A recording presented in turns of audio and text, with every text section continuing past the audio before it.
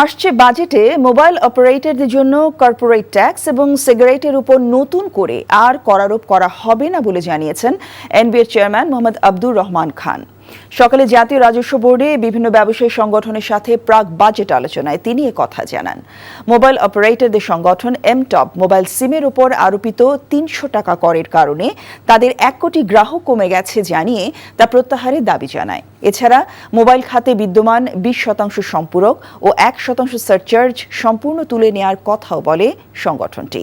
আর cigarette উৎপাদন খাতে ধীরে ধীরে করারোপ করার আহ্বান জানিয়েছে সিগারেট উৎপাদনকারীদের সংগঠন এনসিএমএ। অতিরিক্ত করারোপ করা হলে দেশে চোরাই সিগারেটের সরবরাহ বেড়ে যাবে বলে জানায় সংগঠনটি। এ সময় এনবিআর চেয়ারম্যান বাজারে নকল বিড়ির সরবরাহ বন্ধ করার বিষয়ে হুঁশিয়ারি উচ্চারণ করেন। কত? 20 টাকা। আর সবচেয়ে কম দামিটা কত? 8 টাকা। 8 টাকার তো আসলে 2 টাকা খুচরা টাকা নিয়ে লাভ নাই, এটাকে 10 টাকা করে দেওয়া উচিত। 10 টাকা খাইলে 10 টাকা দিয়ে খাবে, নাহলে ছেড়ে দিবে। তাইলে হবে কি? না, রেভিনিউর জন্য চিন্তা করেন না, আগে মানুষ বাঁচুক। কথাটা বুঝেন নাই? ইলিসিটের আমরা ধরতেছি, আপনাদের সহায়তা লাগবে, আমরা ধরতেছি, আমরা প্রচুর রেড করতেছি।